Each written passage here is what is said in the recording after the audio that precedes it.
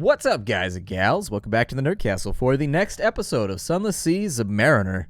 My name is Splattercat. Very, very happy to have you here today as we hang out for a little while and continue. We're actually finishing a legendary cigar right now. We've been spending the greater part of our playthrough occasionally checking back in on this one and kind of adding things here and there and trying to advance our work, and it looks like it's finally coming to fruition. I myself personally, in real life, I do appreciate a good cigar every now and again. Not very frequently anymore, because I feel like it's got a relapsing problem for me. Used to be a smoker. Every time I smoke a cigar, I'm like, oh, well, maybe I'll buy a pack of cigarettes. And so I've been kind of easing away from it recently because I seem to lack the self-control. But I do enjoy a cigar every now and again, and so this quest is something that I can identify with. The dogged apprentice is straining against the cords holding him flat to the workbench. His wrists are raw and bleeding. The tobacconist looms over him, sharpening a scalpel. Excellent. Now that you are here, my lord, we can start. I'll just need a donation from the boy, and we'll have the last component. Could you help keep him still? Holy shit. We've got to dissect a human being? Well, now I'm just curious, like, how good is this cigar going to be? You know, I'd be like, we killed a human being for this. I'm just curious at this point. Help him get to work. Put your hand on the boy's shoulders and press. Force him still. The dogged apprentice screws shut his eyes as the crotchety tobacconist outlines the corners of a box into his flesh. At the tobacconist's instruction, you firmly place your hand on the corners, holding taut the skin between the lines. The crotchety tobacconist swiftly draws a scalpel across the apprentice's flesh. The blade cuts easily, snagging only once or twice, and whenever it does, the tobacconist readjusts the edge and gives it a sharp pull, slicing through the obstruction. The apprentice pleads, but his screams go unheeded. Your hands and the tobacconist grow bloody as you pinch and pull the patch of the apprentice's flesh. When the screams become distracting, the tobacconist blows heavy smoke into his face. The apprentice's eyes flutter shut. The tobacconist grins and peels clean the skin he requires. And as he tends to the wrapping of the cigar, he oversees your preparations of a small tub of water. We're going to test our beauty here. We wrapped the cigar in human flesh? I don't think that would burn very well. Suppose it depends how thin you cut it and how well you dry it, but still, I don't think of leather as burning very well. The crotchety tobacconist kneels beside the tub, holding his latest creation. He is still and utterly focused, but the glint of a tear running down his cheek belies his composed posture. It has to work, he mutters. It has to work this time. This time? Hold on, you didn't say anything about this time. The cigar is in his hand, and he must test it. The crotchety tobacconist lowers the cigar into the water with shaking hands. He fumbles in his breast pocket for a cylinder of never-cold brass. It slips into the water with a hiss. Fishing it out, he holds it to the tip of the submerged cigar. The end starts to throb with a dull glow. My God, he cries. It works. He lowers his face into the water and draws on the cigar. He sits up holding the smoke in. His eyes are closed. His expression is one of rapture. It feels like a long time before he speaks. It burns with hate. At one moment it has the rawness of brimstone, but this is tempered with such a sweetness, like a beloved's perfume, that one revels in the taste. And this is united in a body of fecund earth. Oh my lord, we've done it. 25, oh my god, look at that shit. 25 Z stories, 25 tales of terror, 25 visions of the surface, lost all of our hunger, lost all of our terror, gained 50 fragments, gained an extraordinary implication. It looks like we would have gotten secrets if we didn't have so many with us already. But, wow, crazy stuff. We'll get our port report, and he's got a final request. A suitcase sits in front of a shop counter. One or two errant socks hang from the seams. It's time for the work to truly begin, the crotchety tobacconist says. Arrangements for Rosegate have already arrived, all settled. Could I just trouble you to take me from here? He blows a ring before glancing at his apprentice sitting in the other corner of the counter. He corrects himself. Take us? The crotchety tobacconist strides into your submarine, humming a jaunty tune. To the Iron Republic, he cries, before resuming his song. The dogged apprentice is slower to board. He all but shuffles to you. The Grand Chiote, he whispers, before entering your vessel and leaving Rosegate to the dark. So, we need to go to the Iron Republic, and we need to stop by the Grand Chiote as well. Okay, a new gentleman sits behind a glass counter, polishing it to a blazing shine. He smells the approach, so we can get cigars there. He will also take a hunter's eye, which I have an extra one of. He'll sell us a little bit if we wanted a fuel, but I don't think we need it right now. I think we should be mostly contained as far as fuel goes. We will hit... I don't know if I want to go any further south.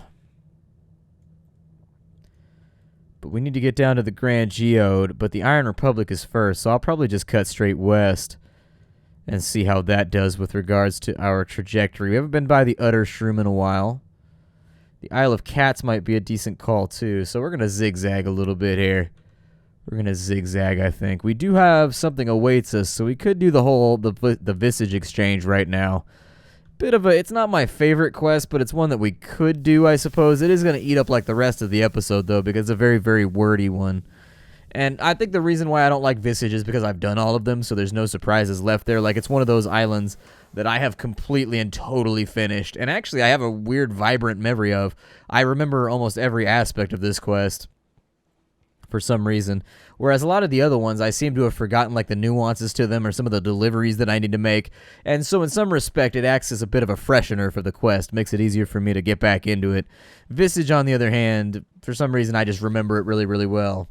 Hide your face. Hide all your faces. We'll go ashore.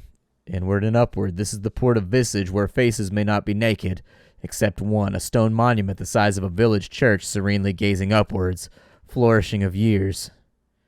Port report before we leave. All those who enter must play their parts. The sign is visible only after you've crossed the threshold. We will check in at customs. One may not wander Visage at will. A changing room. All visitors must pass, one by one, through a room guarded by a person in the mask of a moon moth. We can go about without a mask. You're not allowed to do that, so we're not even going to suggest that one. We can ask about the significance of the mask. So everybody that goes into Visage, you don't really need to do this. Everyone is an actor in Visage. You're supposed to play the part. So, for example, if you've got like a frog mask, you're supposed to be a fool. And if you deviate from that action, or the act of acting out being the foolish frog, other people in town will judge you and be like, hey, why is that frog acting so respectively? That's not right. Everybody has a part to play. If I recall correctly, the locust is supposed to teach people stuff. I think the bat is supposed to die, and the frog is supposed to be like a curious idiot, if I remember correctly, but I don't recall. So we'll start with the frog. Moonmoth lifts the mask and places it over your head. The eye holes are large and they are fitted with spectacles. They improve your view of the environment, though you must look bulb-eyed from the outside. There is also a mechanism attached to the mouthpiece which magnifies any sound you make, even your breathing. You start to thank Moonmoth and it comes out as a booming croak. May you profit from your visit and knowledge, says Moonmoth, its wings fold neatly over its back. So, on the lower slopes, there are stone buildings, flat roofs, archways, and the architecture there lingers a memory of lotus and palm frond. The hill above is a face, forever looking up at the ceiling of the Untersee. No one inhabits its cheeks or the hollows of its eyes. I don't want anyone to ever inhabit my cheeks. I like my cheeks to be quite clean, actually, well taken care of. We'll go to the Library of Parts. Stoop at the lintel, enter the dark, a room of heavy stone guarded by a golden statuette of a woman with outstretched arms, the scroll niches, sorted to correspond to a variety of masks, and the jackal and the lioness, the crocodile and dung beetle. A woman in the mask of a lotus blossom is standing at a lectern, reading in silence.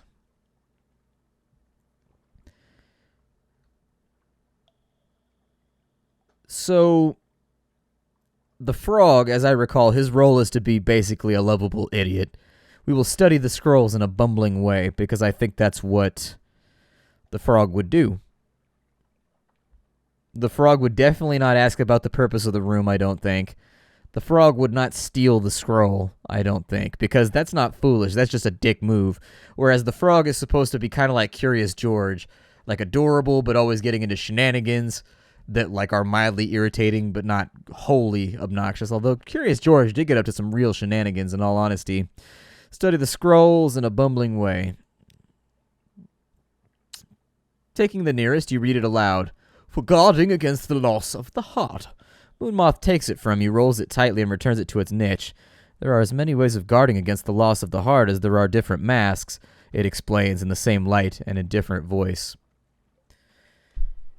If we go to the Flood Court, let's see what happens here. The Flood Court is a long stone room with 2 ranks of columns on each side, Currently, the cord is ankle deep in water. Though the water stains on the stone show that the flood has often reached higher, sometimes up to the height of your waist. In a raised niche at the far end of the room sits a statue of a man with the head of a ram. He holds a jar from which water flows out onto the floor. I will show oafish enthusiasm for this wonderful indoor pool. You exclaim at how much you admire the room and its excellent pool. Your words are, as always, amplified into a croak. Other masks turn towards you, crocodile, lotus blossom, crescent moon, but no one speaks. You have garnered a suitable degree of disdain. Moonmoth quietly applauds your performance of froghood. Why are frogs supposed to be foolish, though? I can end my performance, and I can leave the island. I've got expertise, too. If I go back over here, I can tastelessly compare the room to other bodies of water. I don't know if frog would do that, though. So we exclaim again. We are aware of the visitor roles. Sometimes ignorance is freedom. Learning more will have complex effects. Okay. So I can trade masks with Moonmoth now that I have expertise 3. It has been making subtle overtures for a time. You only now just understand them. It draws you aside into a closet in the customs house. Had enough of visage, it tells you frankly, here, take my mask and pretend to be me, and I'll trade in the visitor mask and get on some departing ship. Get my life back. Its face, no. Now you see her face is aging but unlined. A lifetime of never needing to use a facial expression. Okay, well, apparently now we are a moth. I think the moth's job, if I remember right, is to explain things like matter-of-factly, without emotion. This is the house of the chief geometer. It is understood to be an honor. Each morning the man in the cobra mask draws lines in the mud flat with a pointed steel rod. This apportions to each inhabitant a small trapezoidal area from which to harvest mushrooms and scrape salt. No plot is ever preserved from one day to the next. This man is the chief geometer, the keeper of directions, master of land measures and sea measures. I can bring a string of rats. I can bring a necklet of lapis beads. If they do not suit him, they may suit a wife of his. If they don't suit her, he can use them for an offering. I can bring a poem concerning snakes copied onto a new scroll. Bring a comb made of bone. Perhaps he has hair beneath his mask which covers his whole head. Bring fresh candles. We can bring nothing, or we can do not go. I will bring candles. The gift is suited to him personally. One can see this by the way that he hesitates regretfully before he performs the rejection that etiquette requires. It was thoughtful, but it is not the gift of moth to cobra, therefore wrong. Oh, so the gift would be specific to moth would pick a gift. So moth would ideally, if he knows what cobra wants, he would purposefully avoid giving that so as not to offend cobra, so that the action of turning down the gift would be less hurtful, maybe? I think is kind of the logic they're going for. We'll go back to the house of the chief geometer. We'll give him a comb made of bone. No, flung away into a corner, broken. He is disdainful. What use for a comb to a man whose head is covered in bare scales day in and day out? From a joker, for instance, baboon mask, it would have been a very good witticism, but from you, no. Right out. Apparently I've done it wrong. Let's go to the side of the face, I guess. You must, of course, wait until your work with this day's crop of frogs and locusts is complete. It would not be suitable to bring them along. We can meditate on the meaning of the face, offer instruction to the frog that has found its way up here. Yeah, that's what moth would do. We succeeded. You tell the frog a partially true story about how this face was carved. The frog replies with an amplified belch and a story it has heard about the sphinxes, known as the salt lions. It's really a very good frog. You succeeded in a pages challenge. You've gained 1 visage expertise in parts. Good. We can explore, we can enter the hollow of the ear. Okay. It is a place of still greater pageantry. A proud nose in a festival, or it is a festival day. The great stone face has been illuminated from forehead to chin with blazing torches, so that the profile is visible from the side more clearly than you have ever seen it. Flourishing of years is awake. says the genderless figure in a crocodile mask. All the denizens of Visage are walking towards into the ear together. There is a place in the procession which belongs by right to the wearer of your mask. Okay. Let's fall in line. That's what our role would dictate. You go as though you were truly one of them. You carry nothing with you but your mask and your costume. May your heart be as light as a feather, says the woman in the lotus blossom mask as you fall into line behind her. We are a ritual participant.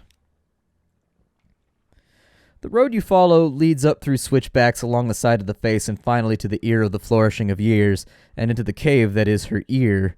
The tunnel bends back on itself and all lights have now been extinguished.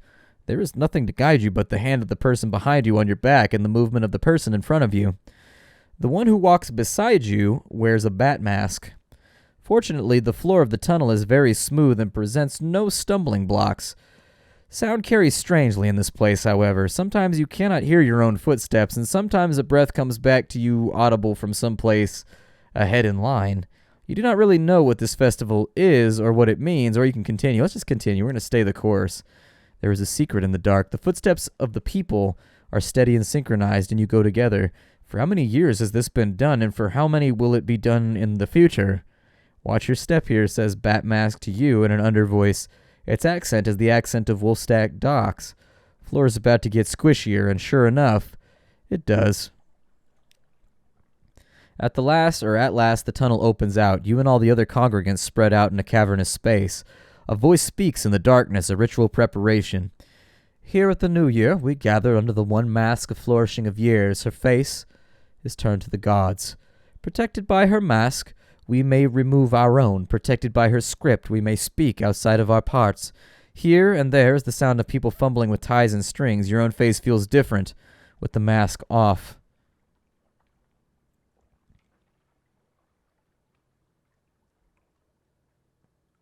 I will wait and listen.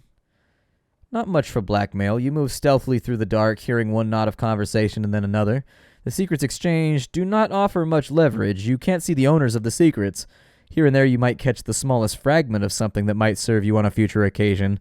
The memory of a voyage east, a half-rumor about the Carnelian coast, a muttering about the Admiralty. But aside from that, let the ceremony end according to the proper rites. At the end of the hour, there comes a woman with a feather of shimmering silver which she tucks into your hand, symbol of the innocent heart that will not be eaten by the jackal. Then a bell rings, and by the time of speech is over, you all begin to put your masks back on, and it is possible you cannot know for sure that in this cover someone has exchanged a mask with someone else. It is an orderly and perfect line that emerges again from the ear of flourishing of years. If anyone watches from above, they must surely be satisfied. We gained a secret and a captivating treasure. We'll end our performance and we'll leave. When the other citizens are distracted, you find your way to the familiar customs house and rid yourself of the mask and robe. There is a satisfaction in laying aside a role well performed. Cool. So we'll be up and out of here then. We did Visage. I would say taking us down to the Isle of Cats is probably a good call. We'll see what we can accomplish down there. We do want to be careful about the the usage of fuel right now. So I'm going to turn the lamp off, considering that terror is actually one of those resources that we have a ton of at the moment. Like, we don't have to worry about it at all. So we'll go back down to Port Cavendish. We'll check in there. We'll see if there's anything else that we need to apply ourselves to in order to advance our storyline with regards to immortality, because I do think we are getting close. We've got to collect like 7 people in order to get that done. But unfortunately, I don't think I've found them all, let alone collected them. We can go to, let's get our port report first. So there it is. Shipments of honey we can't do right now, but the honey tongue we can go in there. We already collected Isery.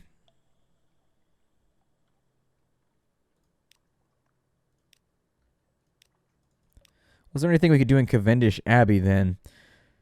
As her name says, is Zaira. You should use it. Okay. A veil of gold mesh obscures her eyes, leaving her glistening bitten lips bare. Perhaps 100 small silver keys jangle in a bunch at her left hip. I think we should be friends. I'm very important, you know, or I was. Well, I still am. She pauses. Yes, I'm quite sure I still am. Promises made. A mellifluous sister glides into the room and whispers a few words in Zaira's ear. Are you quite sure you're working for Isery and not for me? Zaira wrinkles her nose. How extraordinary. Oh, well, another time in another city, probably? Well, quite. Can I do anything with that right now? Yeah, I think you can only ally yourself with one of the two of them.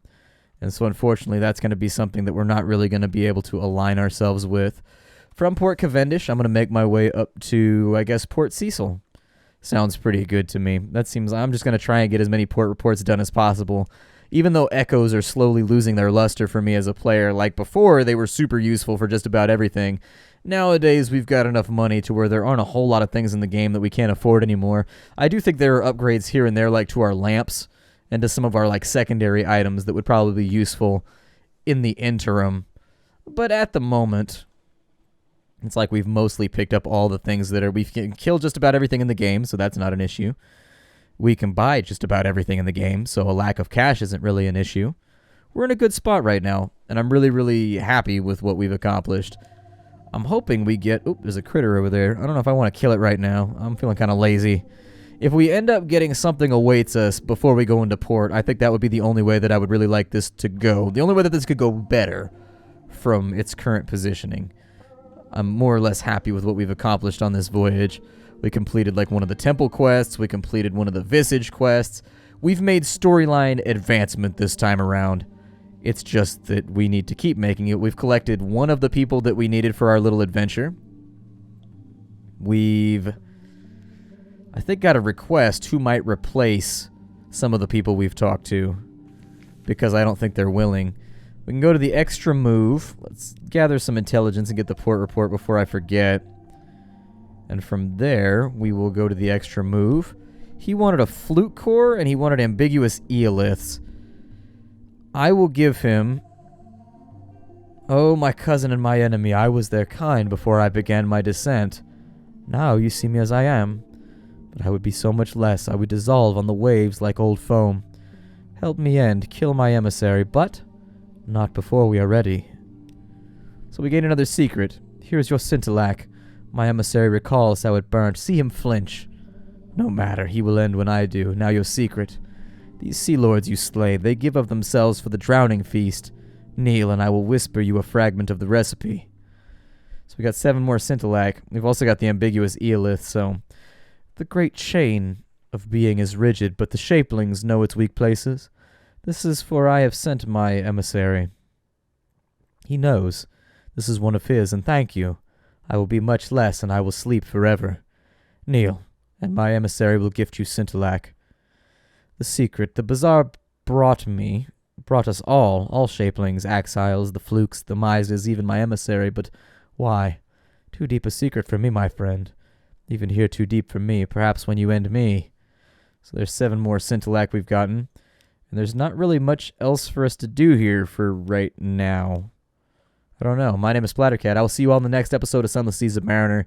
Thank you for stopping on in. It's always a lot of fun to share a little bit of my afternoon with you and play some video games. I will see you all in tomorrow's episode, if that's when it goes up. I don't know. We've got a lot of stuff going on, so I can't really speak to the frequency of this series, but it's not going anywhere. I am going to try and win, because it's so rare that I get to win at Sunless Sea, and I think this represents a really, really good opportunity to do so. See you later. Bye, everybody.